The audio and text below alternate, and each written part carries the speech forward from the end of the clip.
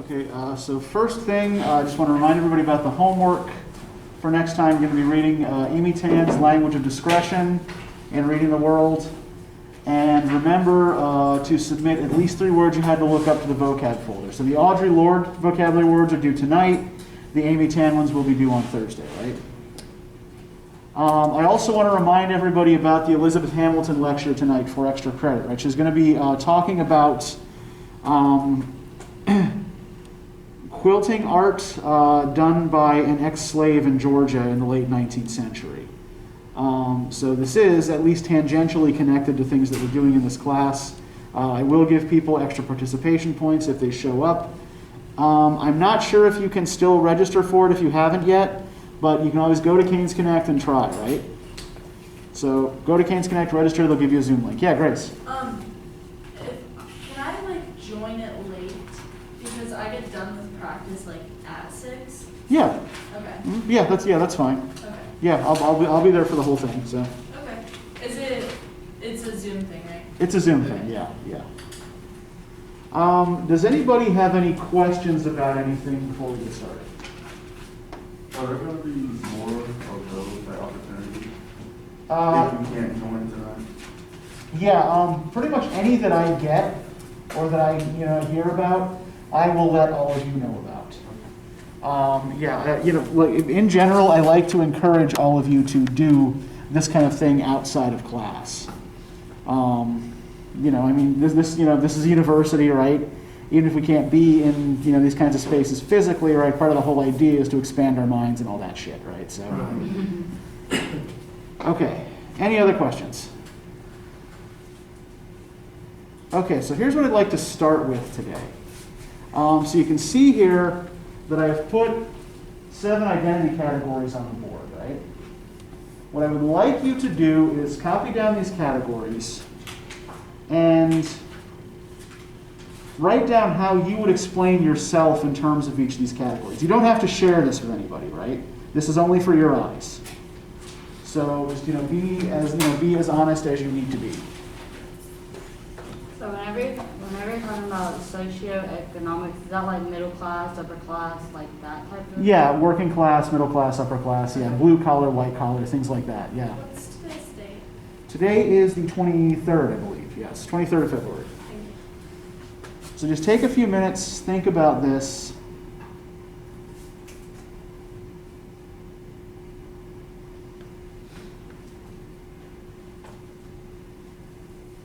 And when everybody's done, we'll move on.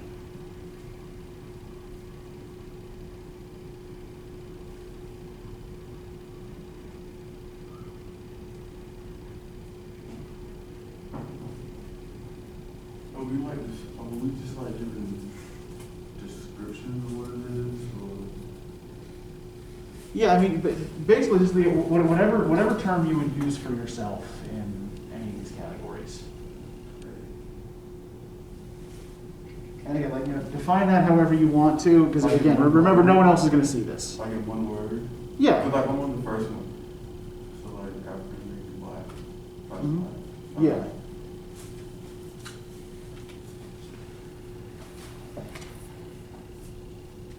Yeah, I mean, it's up to you how you want to answer any of these.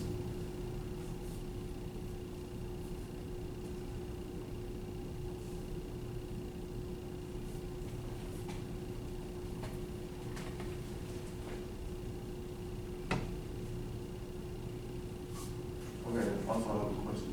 Yes.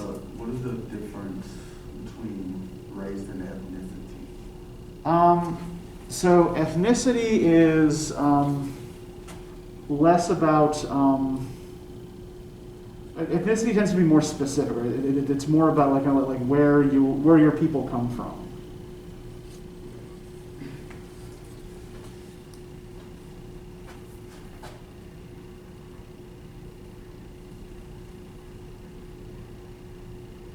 And just think of this in terms again, like of just the way you think of yourself, right? For example, like where I come from, a lot of people have a very strong like Polish ethnic identity, right? Not everyone feels that kind of thing.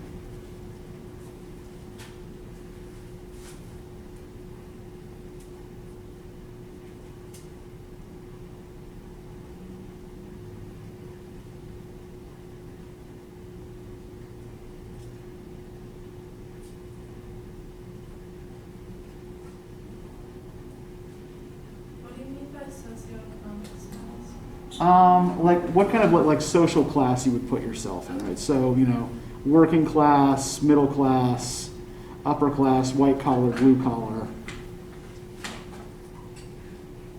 In terms of our family and where we come from, or us as an individual? Both actually. Think about both. Yeah, like if there's a difference, note it.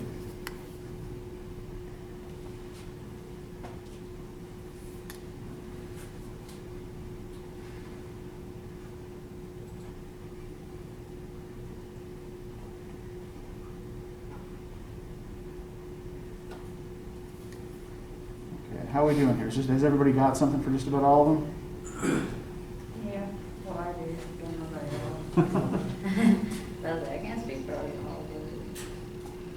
Okay.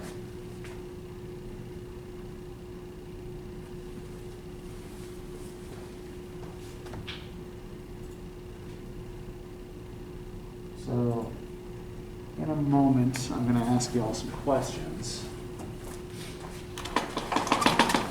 And remember, just answer these honestly. No one else is going to see this, right?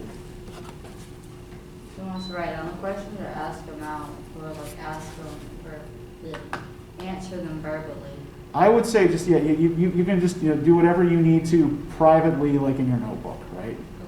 Okay. Don't just shout out answers, right? This is, again, like purely for your sake, right? Purely for your own viewing and edification. Okay, so, first question. The part of my identity that I am most aware of on a daily basis is what? You pick one of these. Yeah, or, if none of those fit, go with something else.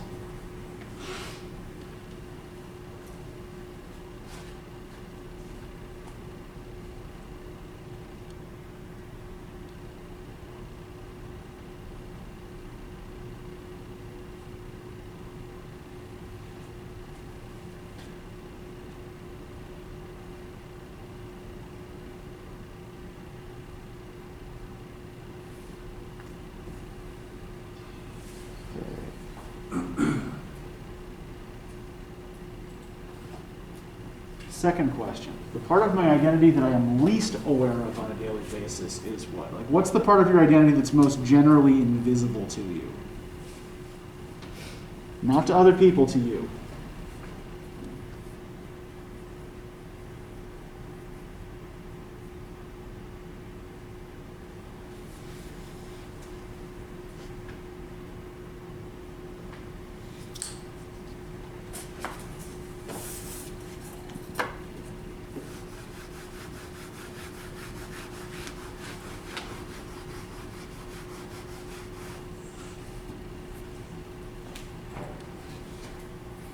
Third, the part of my identity that was most emphasized or important in my family when I was growing up is what? Right, what part of your identity was most important to your family when you were a kid?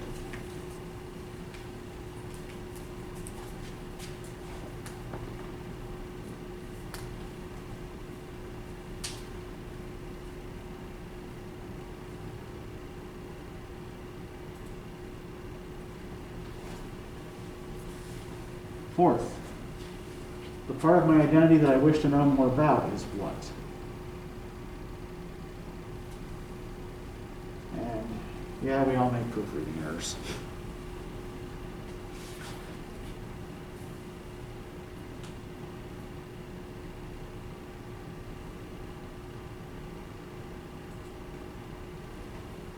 Fifth, the part of my identity that provides me the most privilege is what?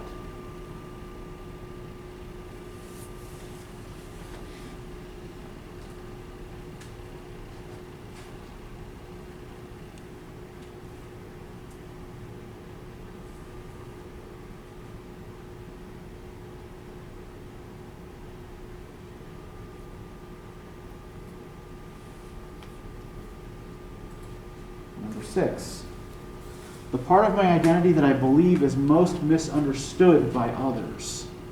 is what?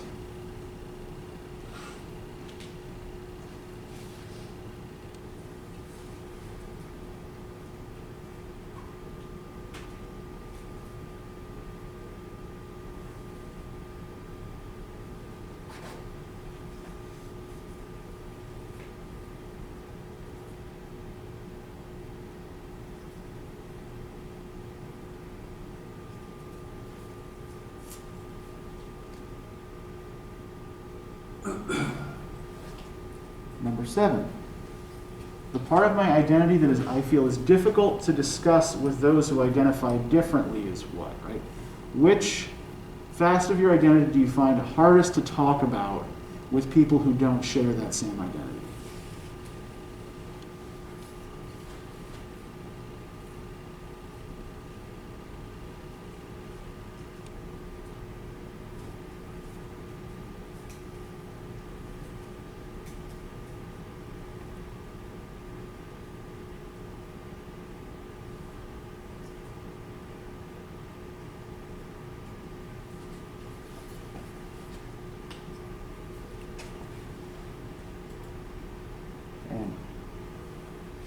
Last question. The part of my identity that makes me feel discriminated against is what?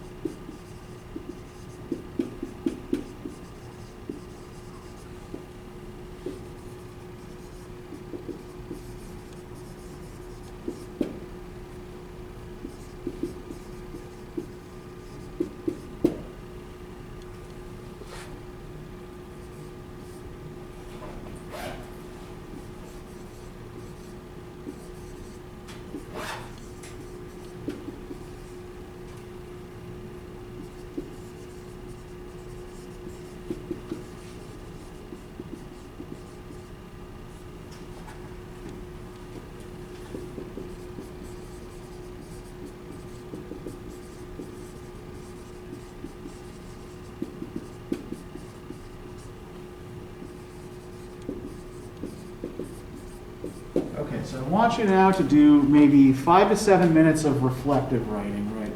Try to answer the following questions.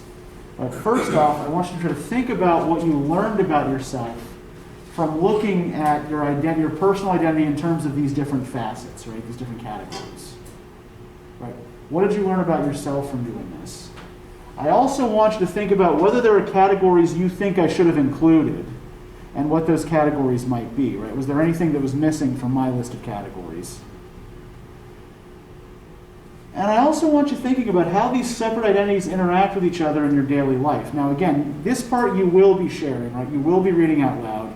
So for this part, you can talk in general categories, right? You don't have to be that specific. Right? Only be as specific as you want to be or as specific as you're comfortable being. Right? I don't want anybody to feel unsafe here. So you can go ahead and get started. Take 5 minutes to 7 minutes. We'll just see how people are doing at 5 minutes. And then we'll come back and discuss.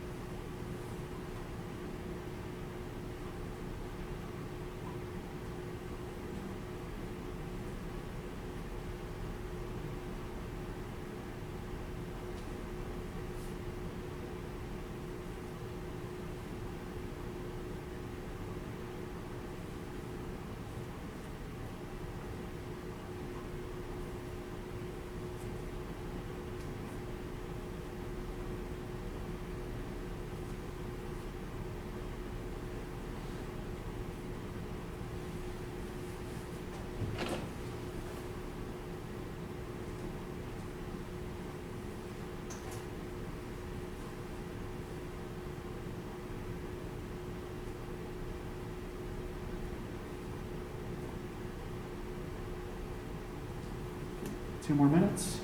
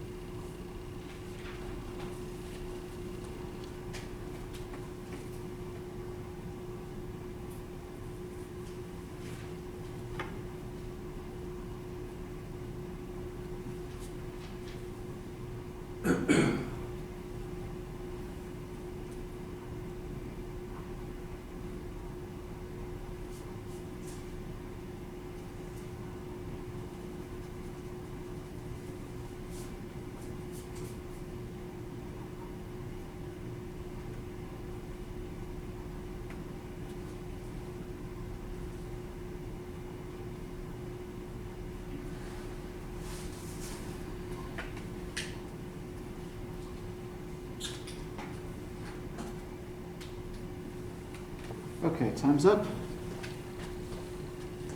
All right, so who is willing to share what they've written? Which one? The whole thing, yeah. I mean, just this, like this here now. With the first one,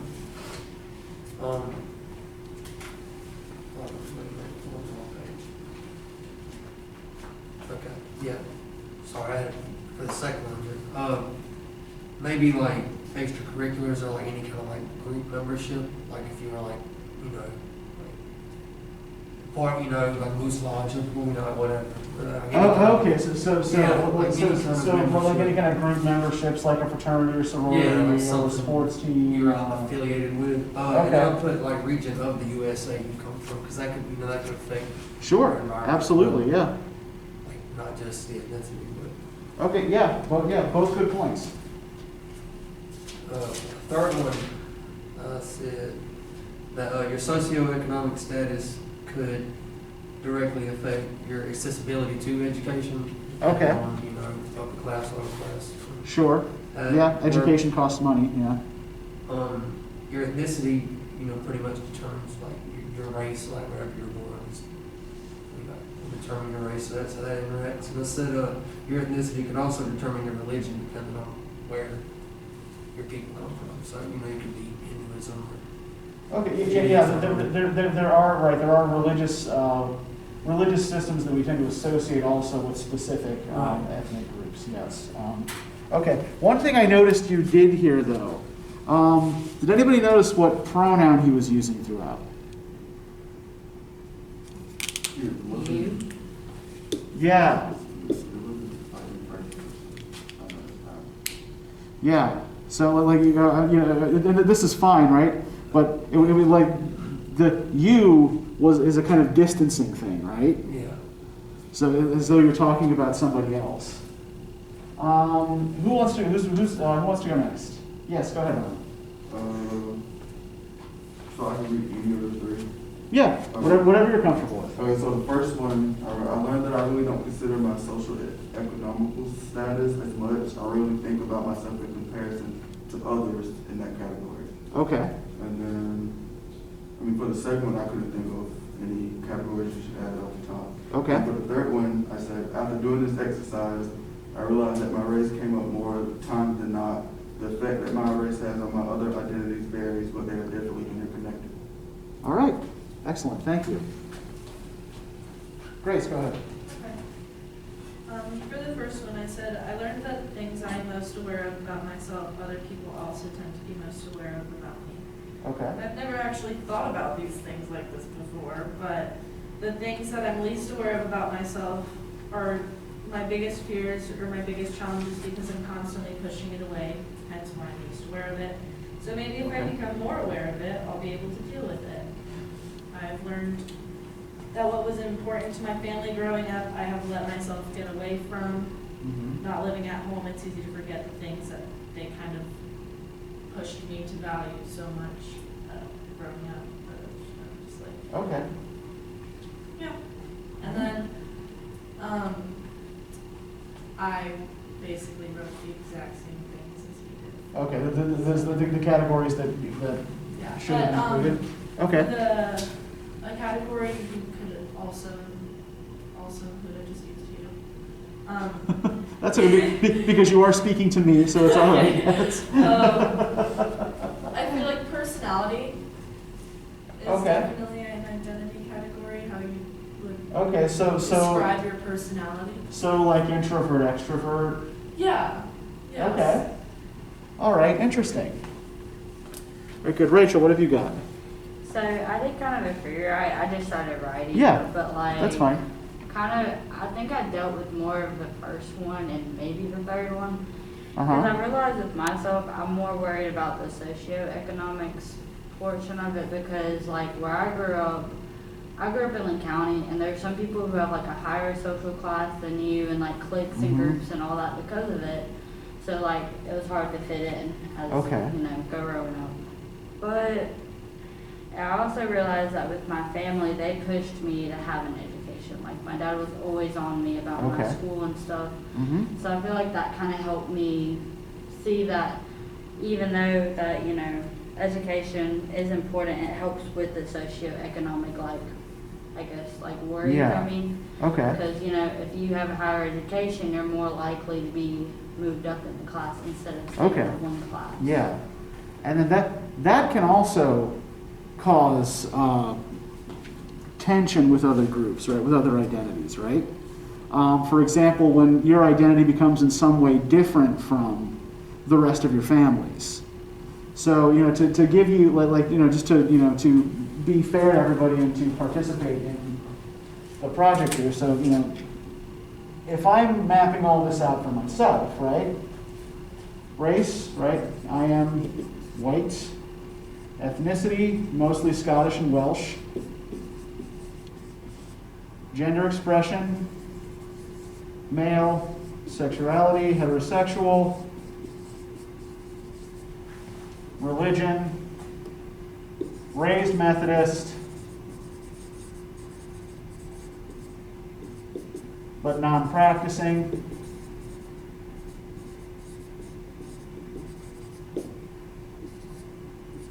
My job as a college professor makes me pretty solidly middle-class white collar. But my upbringing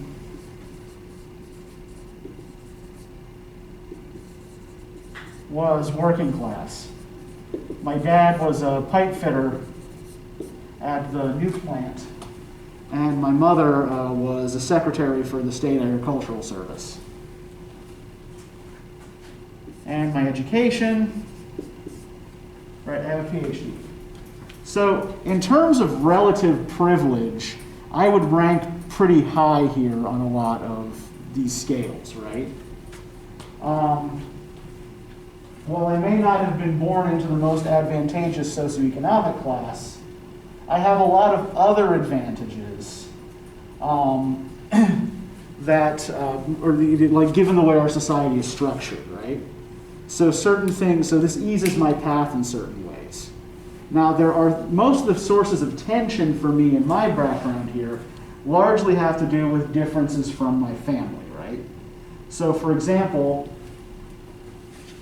education is actually kind of the big sticking point, even though my parents did also really value my education, push me to get an education. I was identified as one of the smart kids in first grade by the school psychologist, and from that point on, my parents really tried to kind of nurture that.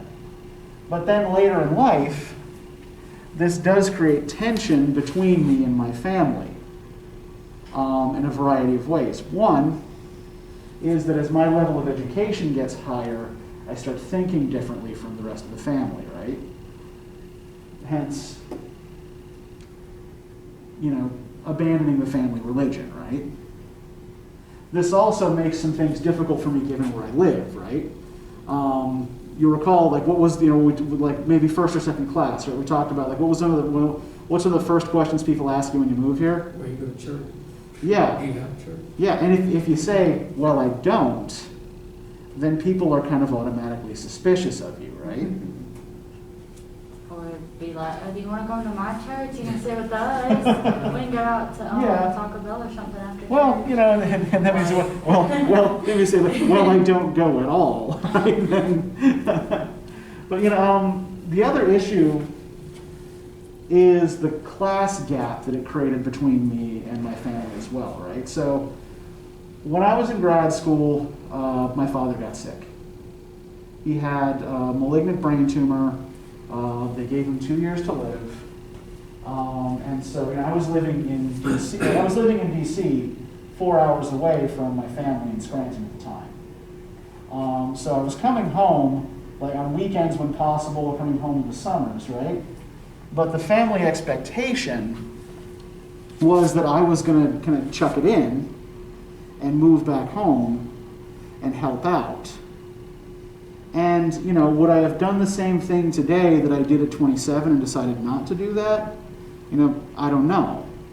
But at the time, what I was thinking about was the loans I was going to have coming due, and, if I dropped out of grad school, then all that money was just down the drain, right?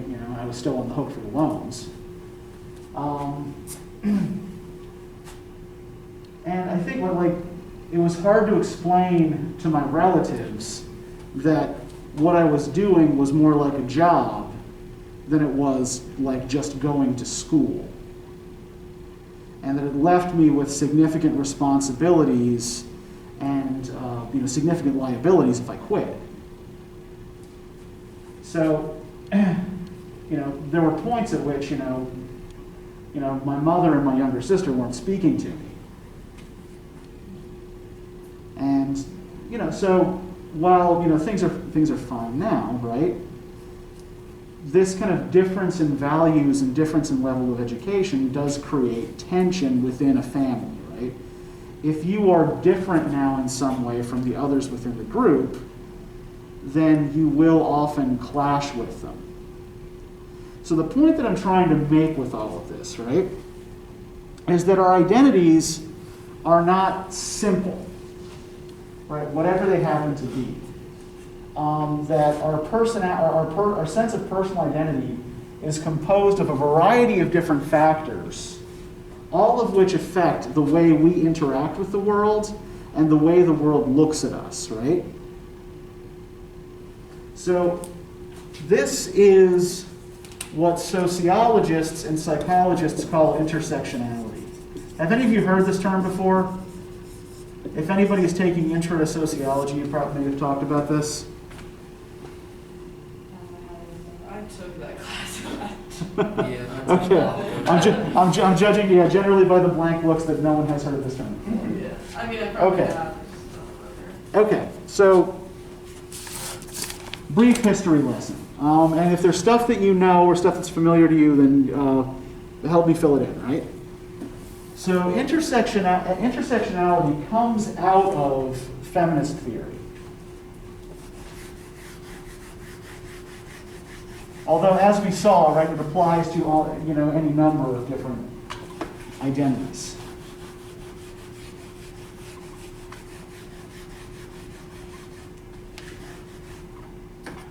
So,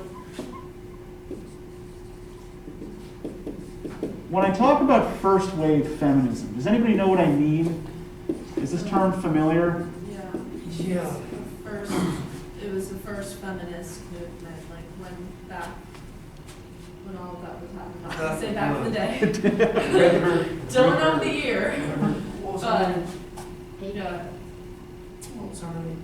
The Riveter, what was her first name? Okay, Rosie the Riveter Yeah, is not a real person, right? Yeah. But I'm saying, like, is that Rosie the Riveter would be first wave feminism? that would be a little bit later in history, right? When women were filling the jobs in factories that had been left behind by men who were volunteering to serve in the army, right? Right. It was to encourage, Rosie the Riveter was specifically kind of propaganda image to encourage Mascot. women to go out and work.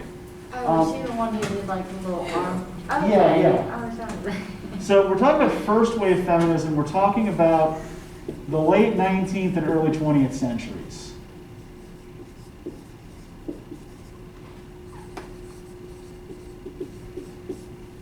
Right, think, women sort of parading up and down the street in dresses and straw hats with signs and sashes, right? The suffragist movement, things like that. So the first wave of feminism was essentially about securing basic citizenship for women. Things like the right to vote, the right to own property, and rights over their own children. They didn't have rights over their children. No, typically not. Not until about the early 1920s. To give you some perspective for this, until the 1970s in the United States, women could not have their own credit cards that were not co-signed for by a male relative, right? So the wheels of progress here turn very, very slowly and not inevitably, right? I think, one thing we can remember from, our reading of Dr. King last time, right, is that, this idea that progress is somehow inevitable given time, right? Well, that doesn't do much for the people who are suffering injustice right now. And, it's also like, it's not inevitable. Those wheels don't turn unless somebody pushes them. So this first wave was just, about just essentially making women citizens, right? Now, the second wave, does anybody know what second wave feminism was or what era we're talking about? Wasn't that like the roaring 20s? Or not roaring 20s, but when like they started to like cut their hair shorter and like not wear. I think the roaring 20s isn't really associated with a particular, like there are changes in women's fashion in the 20s. Yeah. That have to do, like they cut their hair short, there were shorter dresses, things like that. But it's not really associated with a coherent political movement, right? Okay. When we're talking about second wave feminism, we're talking about the wave from the 1960s to the 1980s. Did that have to do with, who was it? There was one lady who was in charge of that movement, and I can't think of her name, but it's like right there. Okay, I think maybe not so much in charge, but like help. Are you thinking of somebody like Betty Friedan? Or like, I feel like Susan B. Anthony's like a little old. Oh yeah, Susan B. Anthony would be associated with first wave feminism. Okay, yeah, that's what I was thinking. Yeah. I think the person who really gets second wave feminism going, there's more than one person, right? Right. But probably the single most important figure in the late 50s, early 1960s is Betty Friedan. But there's also a French philosopher writing in the 40s and 50s, Simone de Beauvoir, whose ideas become really important to this movement. But the second wave is concerned primarily with issues of gender equality. Right? Not just securing basic rights for women, but making sure that women have the same rights as men and the same social privileges. Right? So they're concerned with work outside, the right to work outside the home, with equal pay, and with guaranteeing women's reproductive rights. Right?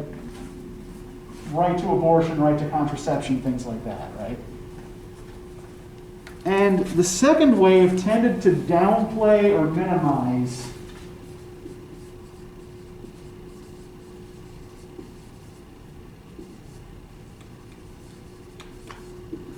the idea that there was much inherent difference between men and women, right? This is the sometimes disparagingly referred to as the pantsuit generation, right? Women's fashions, particularly in the 80s, become a bit more masculine looking. The basic idea is to downplay that men are in any way inherently superior to women, right? So the third wave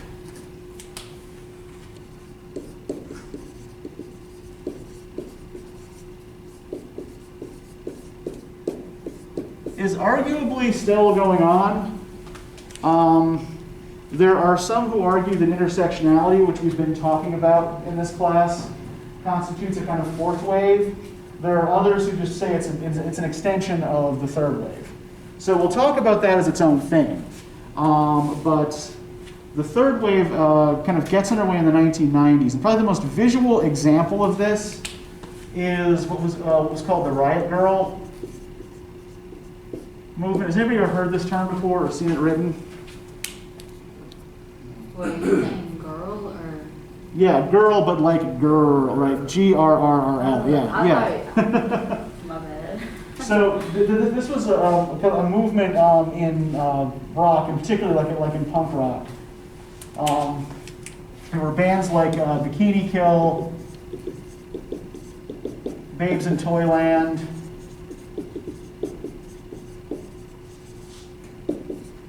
and L7, who adopted like a kind of a particular look and a particular sound, like a kind of like raw, tough kind of sound. Lyrics were primarily about female empowerment. We'll talk about what we mean by that in a moment. And their fashion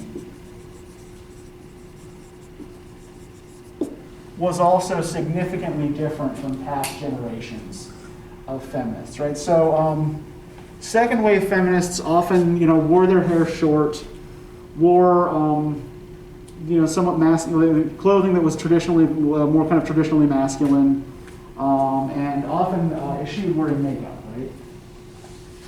Third wave feminists bring all of that stuff back, right? They argue there's nothing inherently like that.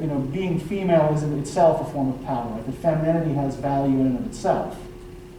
But the way they bring it back is in a way that kind of subverts conventional beauty standards, right? So they wear makeup, but they often smudge it, or they wear bright or garish colors, right? Hair dyed a variety of different colors. They'll wear dresses and skirts, but like they'll kind of wear them at weird angles, or they'll be torn, things like that, right? So playing with these conventionally feminine beauty stereotypes, right? But yeah, the basic idea behind third wave feminism is that yes, women should have equal rights, women should have equal social responsibilities, and are in every way equal to men, but that it's also okay for them to be different from men, and to find in that difference a source of power. Right, that being different from men doesn't mean being subservient to men. Does this make sense? Everybody with me? Okay. So then we come to talk about intersectionality, which is the lens through which I think it's easiest to understand what's going on in Audre Lorde's essay. Even though Lorde is writing before there's really a word for this. The term is coined in 1989 by a legal scholar by the name of Kimberly Williams Crenshaw.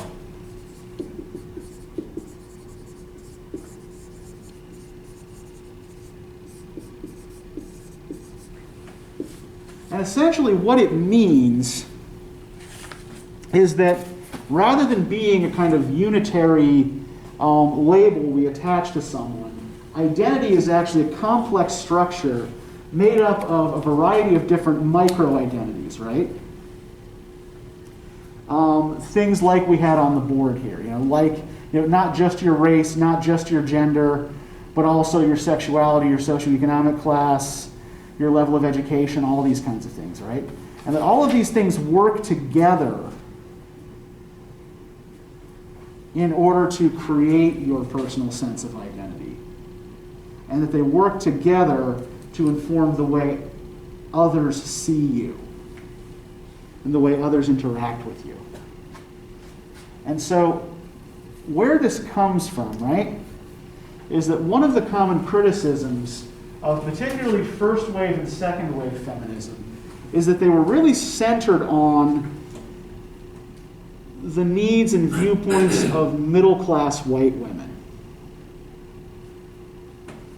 Like, to give you an example, when we talk about the whole working outside the home and equal pay issue in second wave feminism, for women of color, particularly if they were poor women of color, working outside the home was already the norm anyway. Right? This wasn't something they wanted the right to do, it was something they already had to do. And equal pay wasn't any kind of possibility. Many of these women were working low-wage, low-status jobs, right? It was hard to care if your boss was making $100,000 a year, $150,000 a year, when you're, raising her kids and cleaning her house for $8 an hour, right? And first-wave feminists often made arrangements with male political figures to exclude black women from the basic citizenship rights that they were fighting for themselves. So intersectionality was an attempt to start broadening the spectrum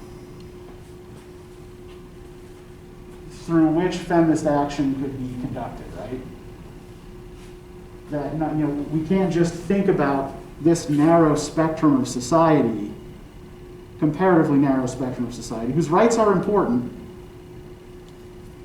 but in focusing on some of this stuff, we're also ignoring some of the stuff that is important to working class women and to women of color, right? And that's that's the perspective that Lorde is coming from, right? So Lorde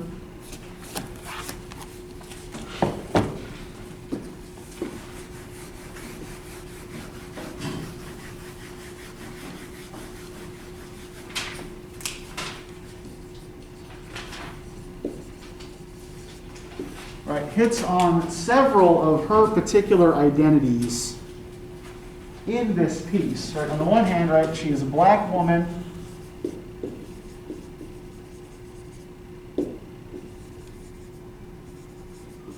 Right, educated, she's a poet.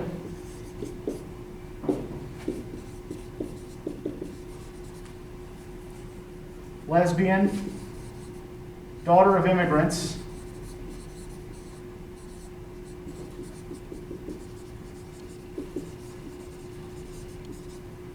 A mother, and perhaps most importantly, for the way her whole piece is structured, a cancer survivor.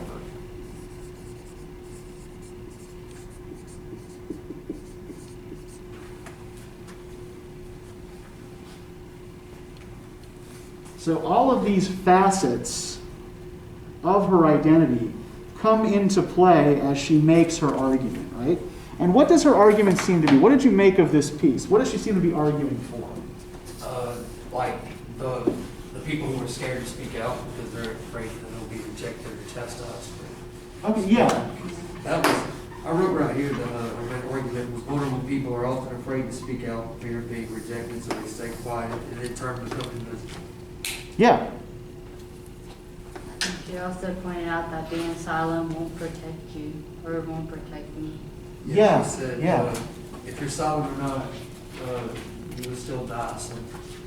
I feel like, in a way, as it's argumentative, it can also be like sort of persuasive, like she's persuading people to Uh-huh. don't be afraid, speak out, like Yeah. Everything she gave, it felt like she was like telling me, like, you should just, and I was like, Well, and she is. Yeah. You know, I mean, she is. But I think another thing to consider here is that she is also delivering this as a speech to a specific audience, right? This was written to be presented on a panel for a conference hosted by the Modern Language Association. So the MLA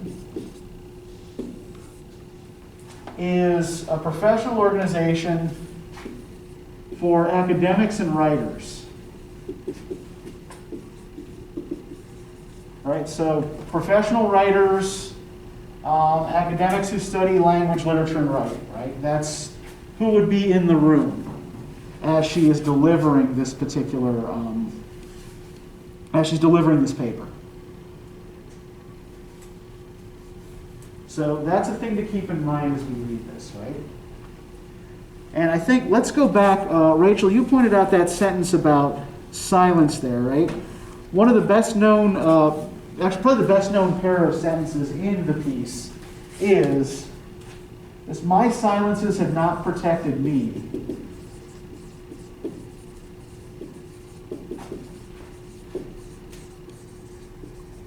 Your silence will not protect you.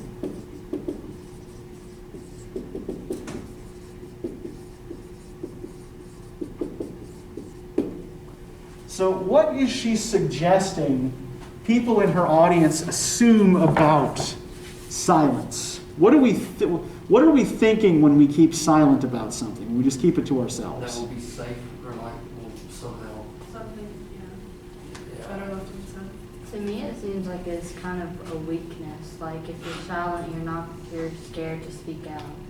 So I feel like she's using a binary for silence to be weakness and speaking out to be a strength.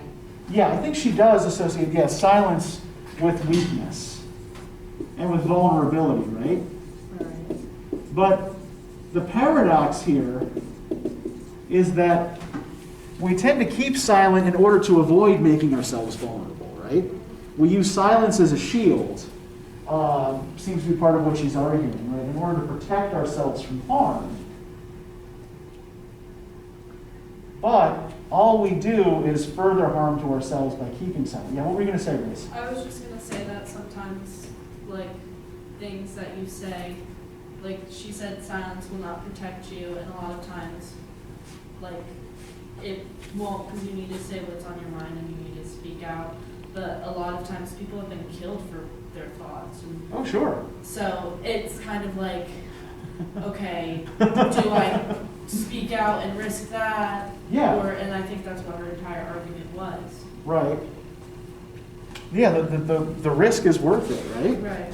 That the pain you'll get from speaking out is not as bad as the pain you'll endure from holding it in, right? And I think that a lot of what she's talking about has to do with the body, right? There is a kind of strong discourse of the body and of bodily harm. yeah, and the part where she, I think she said that her daughter had told her that something about when you hold it in, it's just going to get back and back until it Yeah, yeah. punches you from the inside or Yeah. something. Yeah, can we go to that? Can somebody read that paragraph on page 155?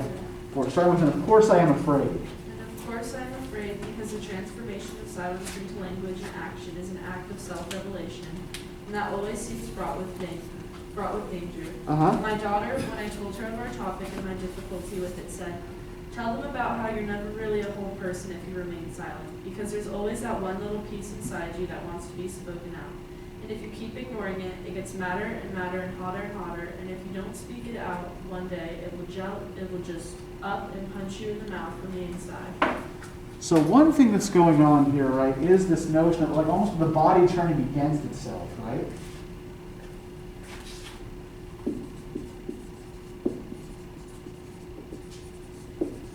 It's Now, almost- no, go ahead. I was just thinking like it's almost like a brain versus heart thing, you know? It's like what Uh-huh. you know is right, but then you rationalize the consequences of saying it, even though Uh-huh. it's right. So it's like a battle. You know, I think there's an even kind of simpler thing going on there if we think about this in terms of one particular facet of Lorde's identity, this idea of the body turning against itself. Or cancer. Yeah, that's exactly what cancer is, right? Yeah. It's that your body attacking itself. Yeah, she is associating silence with cancer. And I think it's also important to note that the phrase she uses here is whole person, right? There is also this kind of this dialogue, or this discourse of wholeness and completion that I think is related to this discourse of bodily harm to the body as well, right?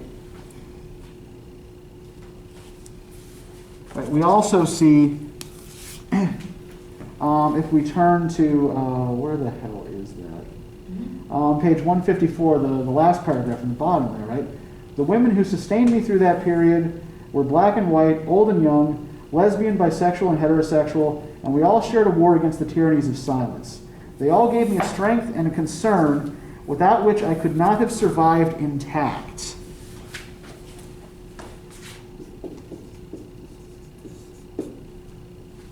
Now, what did she need in order to survive her ordeal intact? She needed people who like also had cancer and who are survivors to let her know that she's not alone, to support, like Corwin was saying. Yeah, she needed a community, right? So we're not just talking about one single body here, right? We're talking about a collection of bodies working together. So in order for one person, in order for the individual to remain intact, to remain whole, right? They also have to be embedded in a community. Now, if we go to the bottom of page 155, can I get somebody to read the last paragraph on page 155 for us about Kwanzaa? Yeah, go ahead, Ryan. In my house this year, we are celebrating the Feast of Kwanzaa, the African American festival of harvest, which begins today after Christmas and lasts for 7 days. There are 7 principles of Kwanzaa, one for each day. The first principle is umoja, which means unity, the decision to strive for and maintain unity in self and community. The principle for yesterday, the second day, was self-determination, the decision to define ourselves, name ourselves, and speak for ourselves, instead of being defined and spoken for by others. Today is the third day of Kwanzaa, and the principle for today is ujima, collective work and responsibility, the decision to build and maintain ourselves and our communities together and to recognize and solve our problems together.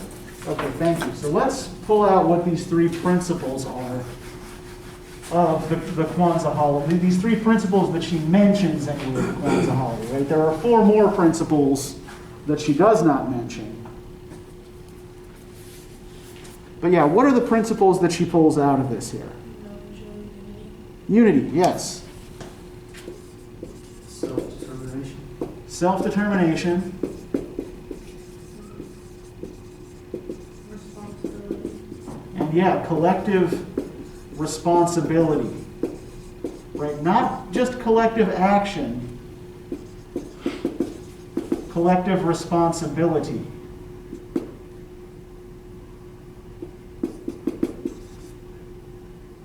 And why responsibility? When something is a responsibility, what does that mean? Something you gotta take care of. Like an obligation. Yeah, it's something that you need to do, right? This is something that you are obligated to do, right? It's not, an action can be a choice, right? A responsibility is something that someone else is expecting you to do. Right? Responsibilities often have to do with what we owe to others. But yeah, these principles are right. Unity, right? You can't spell community without unity, right?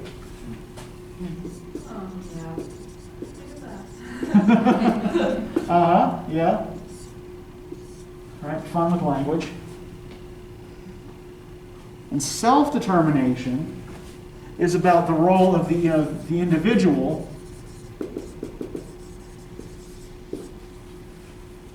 figuring out their own role within the collective, right?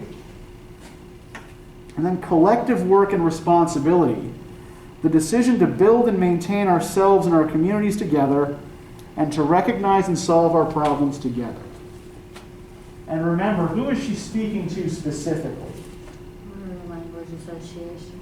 Yeah, so she's speaking to other writers and academics, right? So she's kind of trying to, she's trying to like Persuade. pretty much tell them to speak out as well. Yeah, essentially kind of pointing out that this is on all of us, right? So to go back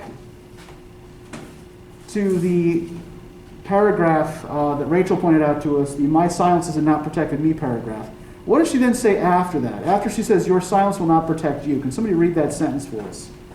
Starting with, "But for every real word spoken." But for every real word spoken, for every attempt I had ever made to speak those truths for which I am still seeking, I had made contact with other women while we examined the words to fit a world in which we all believe, bridging our differences. Okay, thank you. So, does anybody else find this sentence a little bit confusing? Okay. Yeah, I have a hard time with this sentence too, just wrapping my head around what's going on here. Right? There are a couple of clauses piled on top of each other, and it's some of the phrasing here is a little unusual, right? So let's look at the first part of the sentence here, right? So, but for every real word spoken, for every attempt I had ever made to speak those truths for which I am still seeking, I had made contact with other women. So what is she talking about here? Every time she's tried to speak Uh-huh. the truth, she has made contact with other women. She's Yeah. been able to do that through Making relation. Exactly, yeah. So yeah, through speech, right? Speech creates relationships, right? Speech equals contact.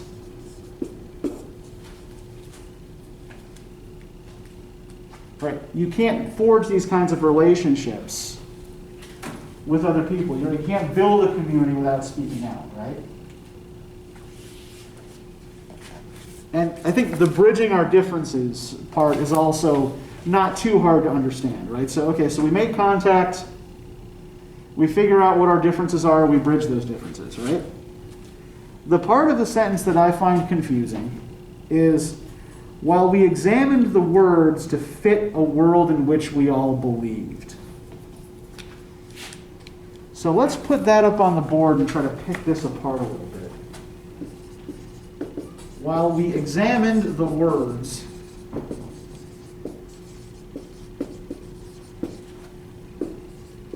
to fit a world in which we all believed.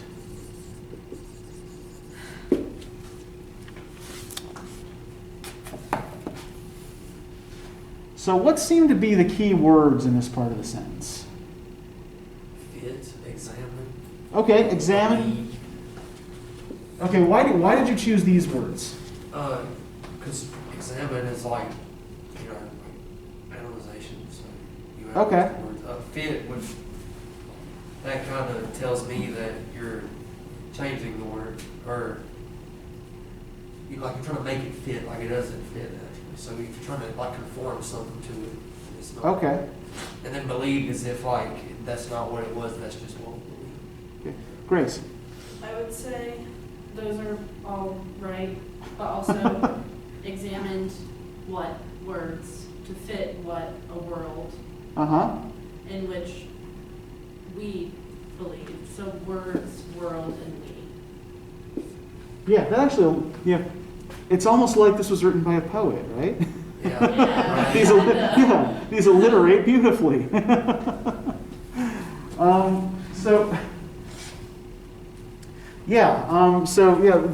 what is important. Yeah, is an important element of this here. So the thing we're examining is words, right? So a world in which we all believe. Does this suggest that she thinks the world in which they all live is the world in which they all believe? Okay, yeah, so this is about the possibility of other worlds, right? The possibility of, maybe, creation. Like an ideal. Yeah, I think of society whenever I hear that.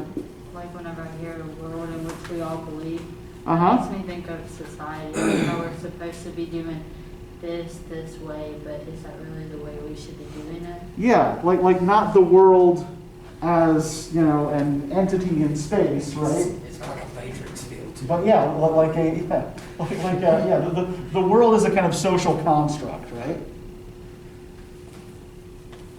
And what does language have to do with this? What is being suggested here about language? Right? We examined the words to fit a world in which we all believed.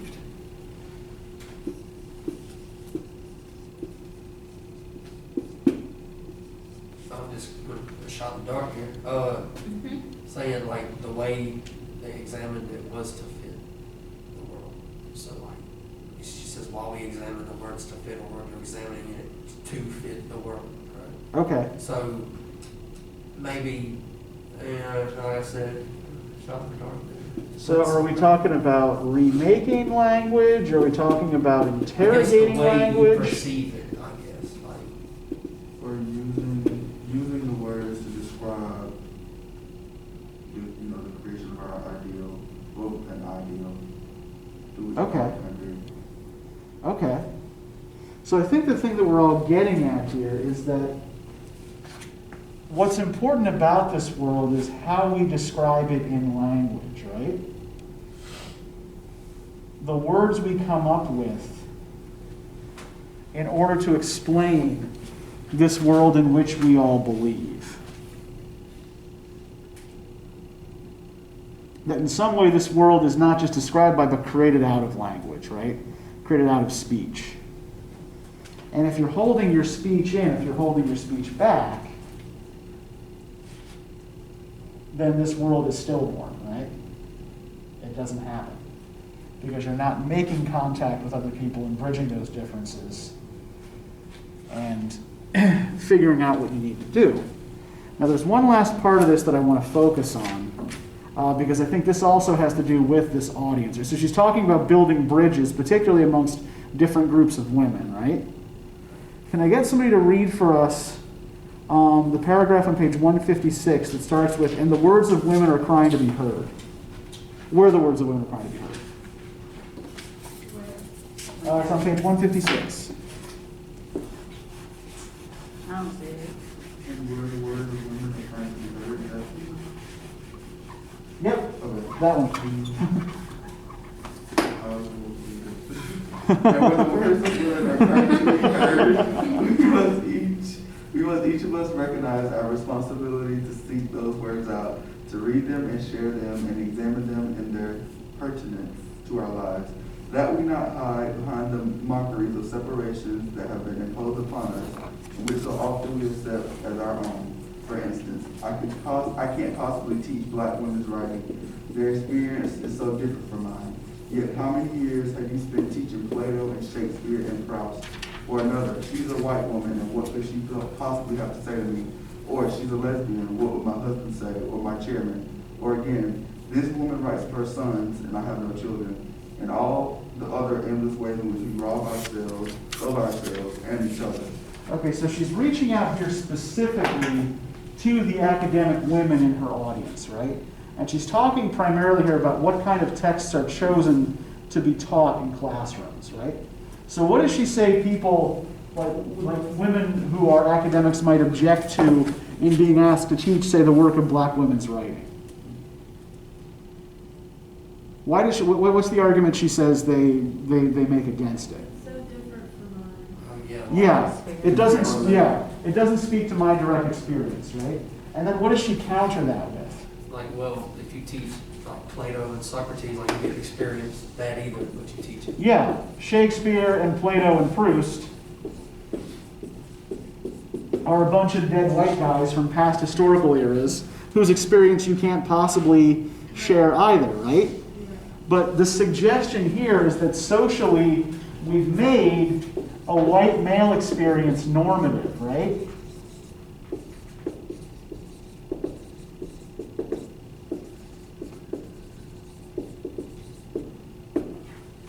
that we assume we can teach these figures even though we haven't shared their experience, because this is what, our society is defined as normal, right?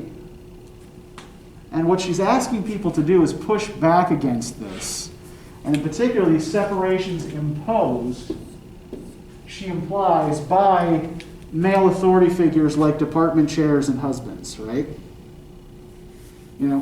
What would my husband say? What would my chairman say? And you just kind of say, well, fuck them.